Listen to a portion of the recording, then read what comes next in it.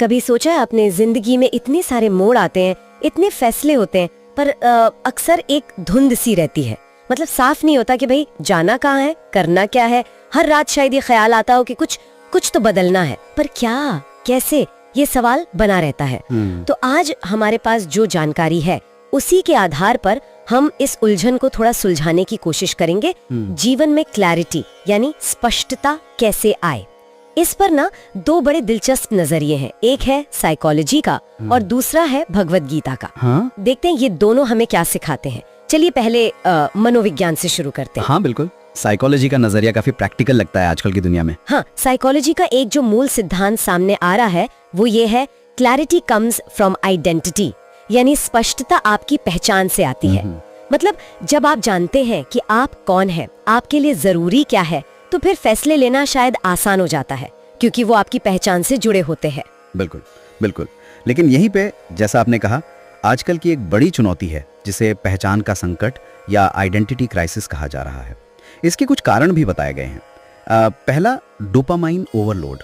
Dopamine overload मतलब ये जो सोशल मीडिया, गेम्स, ये सब जो है ना, इनसे लगातार छोटी छोटी खुशियां मिलती हैं, उत्तेजना मिलती है, दिमाग को इसकी लत लग जाती है और हम गहरी संतुष्टि या खुद को समझने से दूर हो जाते हैं। अच्छा। दूसरा कारण है सामाजिक तुलना, सोशल कंपैरिजन। हम लगातार दूसरों की जिंदगियों को देखते हैं, उनसे अपनी तुलना करते हैं, तो अपनी असलियत कहीं खो जाती है। हाँ, ये बात तो है, इंस्टाग्राम पे सब परफेक्ट लगता है। वही। और तीसरा है अनिर्णय, इनडिसिसिवनेस। इतने सारे विकल्प हैं, इतने ऑप्शंस कि हम चुन ही नहीं पाते, कंफ्यूज्ड हो जाते हैं। मतलब दिमाग बाहरी चीजों में, दूसरों की राय में इतना फंस गया है कि अपनी अंदर की आवाज सुनना ही मुश्किल है। पहचान बने तो बने कैसे? सही कहा। दिमाग जैसे विकल्पों के बाहरी शोर के एक समंदर में गोते लगा रहा है।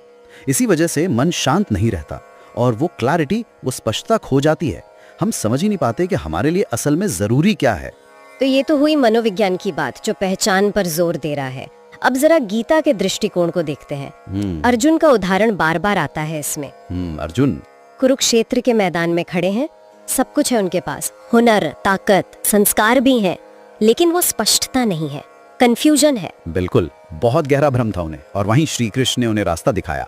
उनका एक बहुत महत्वपूर्ण उपदेश है, स्वधर्मे निधनम श्रेयः पर धर्मो भयावह। हाँ, ये श्लोक तो सुना है। इसका मतलब क्या है ठीक ठीक? स्वधर्म? देखिए, यहाँ धर्म का मतलब वो पूजा पाठ या मजहब वाला धर्म नहीं है। श्रोता इसे साफ करते हैं। अच्छा। स्वधर्म है आपकी आंतरिक प्रकृति, आपका अपना सहज स्वभाव, वो काम जिसे करने में आपको जरा भी बोझ न लगे, बल्कि आप उसमें इतने रम जाएं कि समय का पता ही ना चले। ये आपकी अपनी यूनिक वायरिंग है, आपका कोर टैलेंट, आप असल में क्या हैं। हाँ। अच्छा, मतलब जो काम करते हुए लगे कि हाँ ये मैं हूँ। बिल्कुल। और बात यह है कि जब व्यक्ति अपने इस स्वधर्म को समझ लेता है ना, उसे जीने लगता है, तो स्पष्टता कहीं बाहर से नहीं लानी पड़ती, वो अंदर से अपने आप आती है। रास्ता खुद ब खुद साफ होने लगता है, क्योंकि आप वही कर रहे होते हैं जिसके लिए आप बने हैं। ये तो बड़ा दिलचस्प है। साइकोलॉजी कह रहा है पहचान बनाओ, गीता कह रही है अपना असली स्वभाव खोजो। हाँ, थोड़ा अलग लगता है, पर मंजिल एक ही है, स्पष्टता। हाँ, मंजिल एक ही है। तो अब सवाल यह है कि रोजमर्रा की जिंदगी में, इस भागदौड़ में, इसे अमल में कैसे लाएं? क्या कुछ प्रैक्टिकल तरीके हैं? हाँ बिल्कुल हैं। स्रोतों ने कुछ ठोस कदम सुझाए हैं। 4 मुख्य बातें हैं। अच्छा, क्या है वो? पहला है पहचान की डायरी लिखना, आइडेंटिटी जर्नल। रोज बस कुछ मिनट निकाल कर ये लिखें कि भाई आज ऐसा क्या किया जिससे मुझे लगा कि हाँ मैं जिंदा हूँ, या किन कामों में मेरी एनर्जी सबसे ज्यादा लगती है। धीरे धीरे इससे अपनी पसंद नापसंद, अपने वैल्यूज, वो सब साफ होने लगते हैं। ठीक। और दूसरा कदम है ध्यान पूर्वक मौन, माइंडफुल साइलेंस। रोज सिर्फ 10 मिनट, बिना फोन, बिना गाने, बिना कुछ और, बस शांति से बैठना, अपने विचारों को देखना, उन्हें आने जाने देना। ये उस बाहरी शोर को कम करने में मदद करता है जिसकी हम बात कर रहे थे। हाँ, वो जो दिमाग में चलता रहता है हर वक्त। बिल्कुल। तो अंदर की आवाज सुनने का मौका मिलता है। तीसरा है अनावश्यक शोर हटाना, एलिमिनेट नॉइज। एक आंकड़ा काफी चौंकाने वाला है कि लगभग 80% लोग इसलिए स्पष्ट नहीं हो पाते क्योंकि वो दूसरों की उम्मीदों, सलाहों, अपेक्षाओं में दबे रहते हैं। 80%? ये तो बहुत ज्यादा है कि लगभग 80% लोग इसलिए स्पष्ट नहीं हो पाते क्योंकि वो दूसरों की उम्मीदों, सलाहों, अपेक्षाओं में दबे रहते हैं। 80%? ये तो बहुत ज्यादा है। हाँ, तो ये पहचानना जरूरी है कि कौन सी चीजें, कौन से लोग हमारे मन में ये शोर पैदा कर रहे हैं, और फिर धीरे धीरे उनसे थोड़ी दूरी बनाना। जैसे मन की सफाई करना। मन की सफाई, ये अच्छी बात कही। और चौथा? और चौथा कदम है रोज गीता का एक श्लोक पढ़ना। सुझाव है कि अध्याय 2 से शुरू करें, जहां कर्म और आत्मज्ञान पर गहरी बातें हैं। गीता में ना जीवन की कई उलझनों के सूत्र मिलते हैं जो स्वधर्म और स्पष्टता दोनों में मदद कर सकते हैं। तो ये 4 कदम हो गए: पहचान की डायरी, ध्यान पूर्वक मौन, शोर हटाना और गीता का एक श्लोक।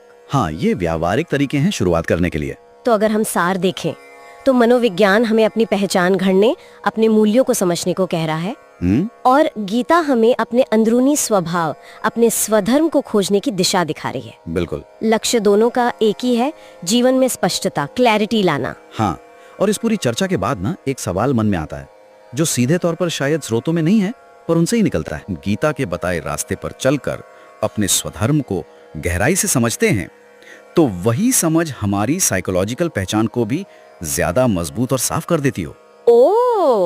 मतलब ये दोनों रास्ते शायद उतने अलग ना हो जितने लगते हैं, शायद एक दूसरे को पूरा करते हो। ये सोचने वाली बात है। हाँ, ये सोचने वाली बात है कि स्वधर्म को समझना ही शायद असली पहचान बनाना हो। बहुत दिलचस्प।